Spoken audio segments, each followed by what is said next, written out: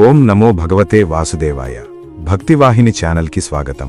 ప్రపంచాన్ని జయించగల శక్తి మీలో ఉన్నప్పటికీ మీ నరనరాల్లో రక్తం ఉరకలేస్తున్న వయసులో మీ కళ్ల ముందే శత్రువులు మీకు సవాలు చేసినప్పుడు మీరు అకస్మాత్తుగా నిస్సహాయంగా మోకాళ్లపై కూలబడి నేను చెయ్యలేను, నేను పోరాడలేను అని చెప్పి లొంగిపోయే వినాశకరమైన మానసిక స్థితిని మీరెప్పుడైనా అనుభవించారా? మన చుట్టూ ఉన్న వ్యక్తులు మరియు పరిస్థితుల నుండి వచ్చే ఒత్తిళ్లు మనల్ని ఎంతగా అణిచిలేస్తాయంటే శత్రువుల గుండెల్లో భయాన్ని కలిగించగల అత్యంత ధైర్యవంతుడు కూడా స్తంభించిపోయి మాటలు రాక ఒక్క క్షణంలో ఒక పెంకులా మారిపోతాడు. ఈరోజు మనం చూడబోయే పరమసత్యం మీ హృదయాన్ని లోతుగా తాకుతుంది.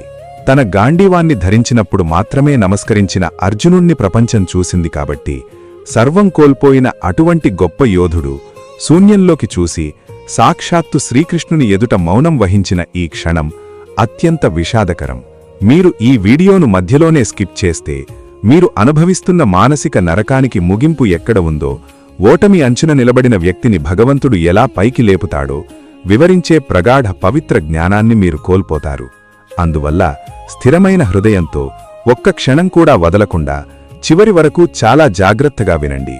శ్రీమద్ భగవద్గీతలోని 2వ అధ్యాయమైన సాంఖ్య యోగంలోని 9వ శ్లోకం మనల్ని ఎంతగానో కదిలిస్తుంది.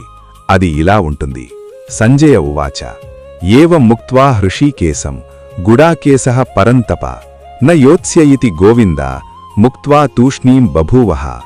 దీని అర్థమేమిటంటే, సంజయుడు ధృతరాష్ట్రునితో ఇలా చెబుతున్నాడు: ఓ రాజా, శత్రువులను దహించివేసే పరాంతపుడు, నిద్రను సైతం జయించిన గూఢకేశుడైన అర్జునుడు హృషీకేశుడైన శ్రీకృష్ణునితో, గోవిందా, నేను అస్సలు యుద్ధం చెయ్యలేను, నాకు చేతకాదు అని చెప్పి తర్వాత నోరు మూసుకొని పూర్తిగా మౌనంలోకి జారిపోయారు.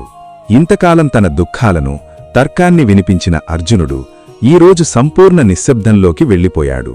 ఈ శ్లోకంలో సంజయుడు అర్జునుణ్ణి గూఢకేశ, పరంతప అని సంబోధించాడు.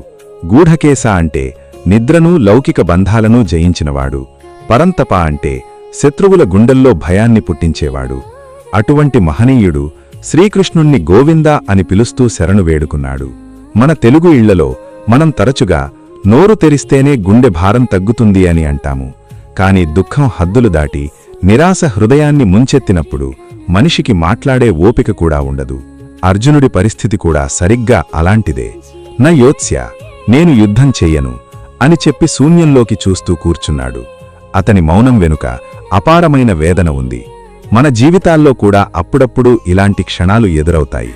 వ్యాపారంలో సర్వం కోల్పోయినప్పుడు, లేదా కష్టకాలంలో నమ్మినవారు మనల్ని వదిలేసినప్పుడు, కుటుంబ సభ్యులతో మాట్లాడే సంకల్పాన్ని కూడా కోల్పోతాము. లోకం ఏమనుకుంటుందో లెక్క చేయకుండా మనం సంపూర్ణ మౌనంలోకి వెళ్ళిపోతాము. మన కళ్ల ముందు సమస్యలు కొండలంత పెద్దవిగా కనిపించినా వాటిని ఎదుర్కొనే శక్తి లేక నిస్సహాయులమైపోతాము. కానీ ఒక విషయం గుర్తుంచుకోండి, అర్జునుడు తన అహంకారాన్ని, బుద్ధిని పక్కన పెట్టడం వలనే ఈరోజు మౌనంగా ఉన్నాడు.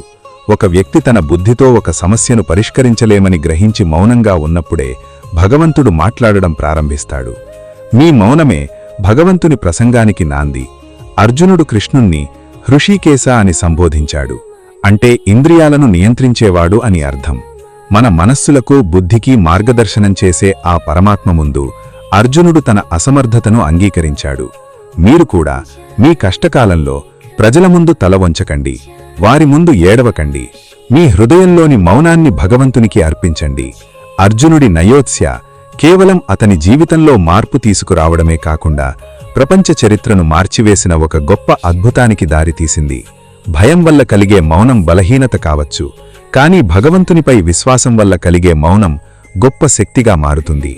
నీలోని పెరికితనాన్ని తుడిచివేసి నిన్ను ఒక యోధుడిగా మార్చే సమయం ఆసన్నమైంది.